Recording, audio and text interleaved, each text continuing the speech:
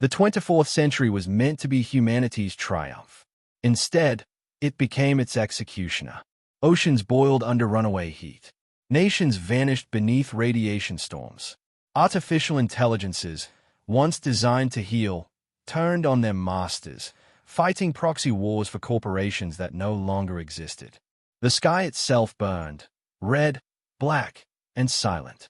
In the last surviving orbital station, General Elena Navarro stood before a window overlooking a dying world. Below, the continents glowed with scattered fires, humanity's lost cities devouring themselves. Behind her, the Council of Surviving Leaders argued in whispers, voices cracking from exhaustion and despair. "The Earth is lost," someone said. "We can't save it." Navarro didn't turn. Her voice was low, steady, and cold as steel. "Then we save what's left of us." She authorized Project Ark, the most desperate venture in human history. Hidden deep beneath the remains of the Andes Mountains, vast ships waited, the Arks. Each was a self-sustaining biosphere, built to carry fragments of human civilization beyond the reach of Earth's death throes. The engines were experimental, untested warp drives built on theories abandoned after countless failures. But there was no other choice. When the order came to launch, a billion voices watched from underground shelters and orbital fragments. Families recorded farewell messages they knew would never be seen. The last transmission from Earth was not a prayer, nor a speech. It was a simple message broadcast in every language. We were here. From orbit, the arcs ignited. Their engines tore holes in space-time, shimmering like tears in the dark. Elena watched as each ship vanished into the black. One after another, humanity's final gamble hurled into eternity. Moments later, Earth cracked. A chain of nuclear detonations consumed the remaining continents. The planet that had both civilization drowned in its own fury. For hours, the bridge of the orbital station remained silent. Then Navarro finally spoke. "History will call this the day humanity died," she said, her eyes fixed on the fading blue marble below. "They'll be wrong. This is the day we were born." Her words became legend. Years turned into decades. The arcs drifted through interstellar space, their passengers frozen in cryogenic sleep, their systems learning, adapting, evolving. The descendants of Earth's last survivors would awaken on new worlds under foreign suns. They would build, fight, and remember the words of the general who refused to surrender to extinction.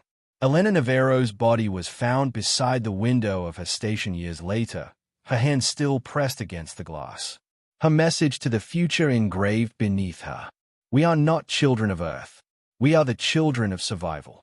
And so, from the ashes of one world, humanity carried its defiance into the stars. The Age of Silence. 2 centuries passed since the arcs fled Earth's dying skies. The void had swallowed them whole, yet somehow, humanity endured. Across 6 distant stars, they awoke. New Terra, Solara Prime, Kepler Haven. Each world bore the mark of its arc. Fragile domes, rusted metal, and the stubborn will to rebuild. There was no single government now, no Earth to bind them. Communication crawled through the void, months between messages. Humanity had survived, yes, but survival had cost its unity. Each colony grew apart. Some turned toward science and peace, others toward militarism and control. They called themselves coalition worlds, but in truth, they were islands adrift in an ocean of silence. Then, one quiet dawn above Solara Prime, a shimmering light tore through the sky. It wasn't a meteor. It was a ship, sleek, silver, and utterly alien. Humanity's first contact had come not through invasion or curiosity, but by accident. The visitors called themselves the Kethari, traders of knowledge and technology, ancient beyond human reckoning. They saw humans as a curiosity, a young, unstable species that had somehow clawed its way into the stars without guidance or grace. When the Kethari ambassador first addressed the Human Council, his translator spoke with almost paternal amusement. "You are the first fire we have seen that burns both to warm and to destroy." The aliens offered trade, small, controlled exchanges. Energy crystals, matter fabricators, star charts. In return, humans gave them art, mathematics, and something the Kethri had forgotten long ago, ambition. But while the Kethri taught, the humans learned. They studied every fragment, every system, and every weakness in the technology they were given. They reverse-engineered faster than the Kethri believed possible. Within decades, humanity's colonies wielded drives and weapons that had taken the Kethri millennia to perfect. Soon, whispers spread among the stars. The humans learned too quickly. They are not bound by fear. They will not stop at survival. When a coalition of older species, the Zelvor Concord, declared that human expansion beyond 6 systems would violate galactic stability, the colonies reacted in a way no alien expected. For the first time since Earth's fall, they united. In a vast, synchronized transmission, 6 planetary councils spoke as one. "We are not invaders," they declared. "We are explorers who refuse extinction. We bow to no decree but survival." That day marked the birth of the Terran Union, a name whispered with both pride and dread. The Kethri watched in silence.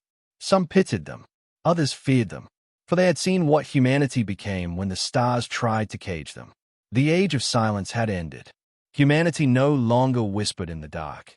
It spoke with a single, unbroken voice. And the galaxy, for the first time, listened. The war for the stars.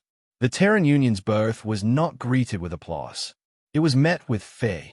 The Zelvor Concord, a coalition of ancient alien powers, saw the rising human unity as a threat to the delicate balance that had preserved galactic order for millennia. They called it a containment war, a civilized intervention, to remind humanity of its place among the stars. But the Concord made a fatal mistake. They believed humanity still fought for survival. They didn't understand that now, humanity fought for destiny. The first strike came against the colony world Kepler Haven, its skies ignited by plasma storms unleashed from orbital weapons. Millions died. Within days, the Terran Union answered. From hidden shipyards beneath New Terra's moons, fleets of human warships emerged, black steel and angular hulls bearing no insignia, only the emblem of a single burning star. At their helm stood Admiral Kai Navarro, great-grandson of Elena Navarro, the woman who had watched Earth burn. He spoke only one order before the fleet departed. No retaliation, no mercy. Stabilize the chaos. The war that followed was unlike anything the galaxy had ever seen. The Concord fought with honor codes and treaties. Humanity fought with logic and adaptation. AI-assisted battleships learned enemy tactics mid-fight, rewriting strategy in seconds. Troops in exosuits marched across toxic worlds, breathing the unbreathable, fighting the impossible. Entire star systems fell in weeks. The Zelvor, once the architects of galactic peace, watched their fortresses crumble before weapons they could neither predict nor counter. When the Concord's high command finally surrendered, they expected annihilation. Instead, human ships halted their advance.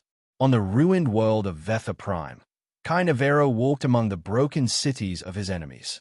He ordered food convoys to the starving, medics to the wounded, and engineers to rebuild what had been destroyed.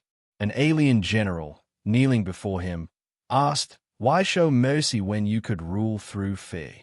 Navarro's reply became legend. "Because fear builds obedience. We're building civilization." Across the galaxy, that mercy terrified even more than humanity's weapons. In every conquered world, humans planted not flags but hospitals, schools, and power grids. They did not enslave, they uplifted. Yet behind their benevolence burned a quiet fire, the unspoken belief that humanity knew better. For the first time, alien historians began to rewrite their records.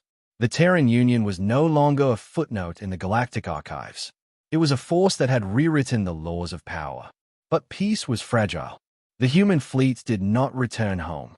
They lingered, ever watching, ever ready. The galaxy wondered whether they protected the stars or owned them. And as Admiral Navarro gazed upon the galactic map, its constellations shimmering with the light of conquered worlds, he whispered to himself, "This is not an empire of conquest. It's an empire of purpose." He was wrong. The seeds of empire had already taken root. The day humanity became the Galactic Empire, 50 years had passed since the War for the Stars.